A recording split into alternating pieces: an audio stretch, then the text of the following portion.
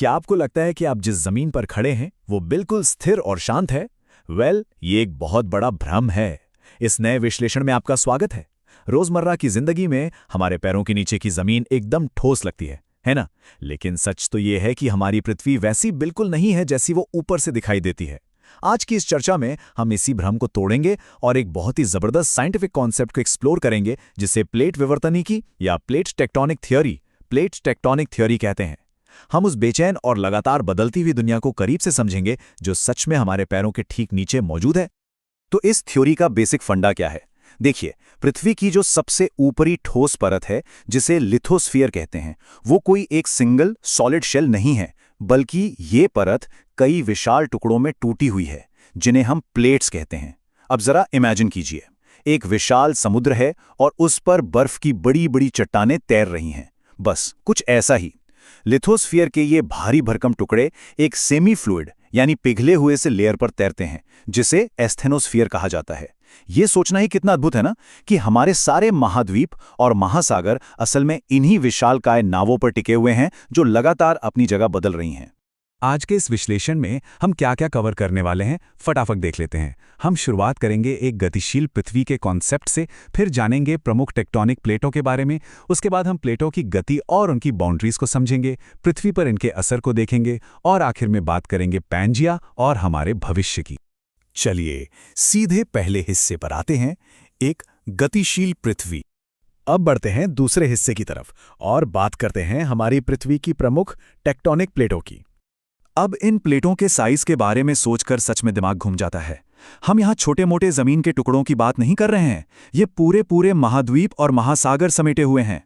कुछ सबसे major plates की बात करें तो इनमें शामिल हैं Indo Australian plate, Eurasian plate, African plate, American plate और अंटार्कटिक प्लेट। आपको जानकर शायद हैरानी होगी कि ये भीमकाय प्लेटें लगभग उसी स्पीड से खिसकती हैं जिस स्पीड से हमारे नाखून बढ़ते हैं। जी हां, बिल्कुल सही सुना। इनका आकार और वजन हमारी कल्पना से परे हैं, फिर भी ये नॉन स्टॉप मोशन में है। तो ये गति होती कैसे है? यही हमारा तीसरा टॉपिक है, प्लेटों की गति और उनकी सीमाएं यानी बाउंड्रीज। जब ये विशाल प्लेट्स एक दूसरे से मिलती हैं तो मेनली 3 तरह की बाउंड्रीज बनती हैं। पहली है कन्वर्जेंट बाउंड्री। ये तब होता है जब 2 प्लेट्स आपस में जोरदार तरीके से टकराती हैं।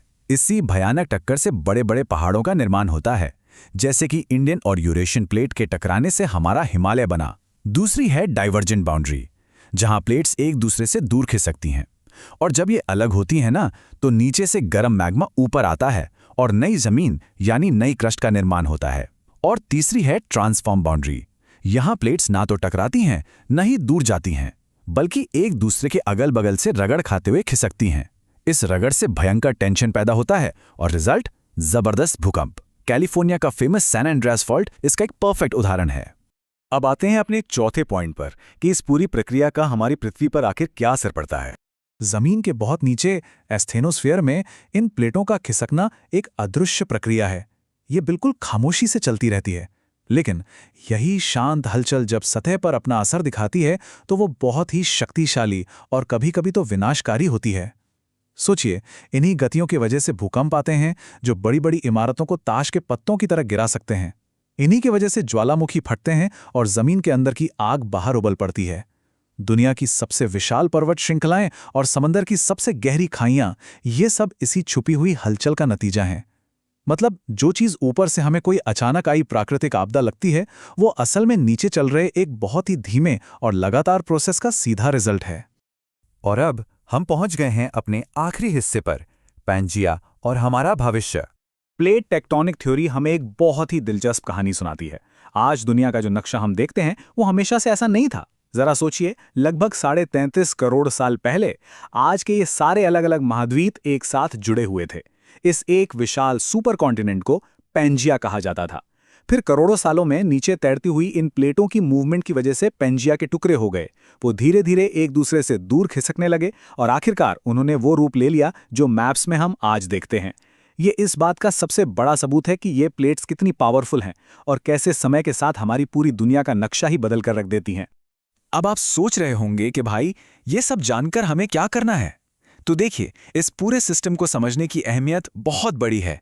प्लेट टेक्टोनिक्स सिर्फ बीते हुए कल की स्टडी नहीं है, ये आज के साइंटिस्ट्स को हमारी इस लगातार बदलती पृथ्वी को समझने में मदद करता है। सबसे जरूरी बात तो यह है कि भूकंप या ज्वालामुखी जैसी प्राकृतिक आपदाओं को समझने और उनका पूर्वानुमान लगाने में यह थ्योरी एक गेम चेंजर है। इससे हमें पता चलता है कि कौन से इलाके इन आपदाओं के लिहाज से ज्यादा सेंसिटिव हैं, और सच कहूं तो इसी जानकारी के दम पर संभावित रूप से अनगिनत जानें बचाई जा सकती हैं। तो इस पूरे विश्लेषण के अंत में एक बहुत ही दिलचस्प सवाल सामने आता है। अगर हमारे पैरों के नीचे की जमीन लगातार चल रही है और दुनिया को एक नया आकार दे रही है, तो आज से लाखों साल बाद पृथ्वी का नक्शा कैसा दिखेगा? क्या कुछ नए महासागर बन जाएंगे, या क्या आज के देश भविष्य में खिसक कर एक दूसरे से टकरा जाएंगे?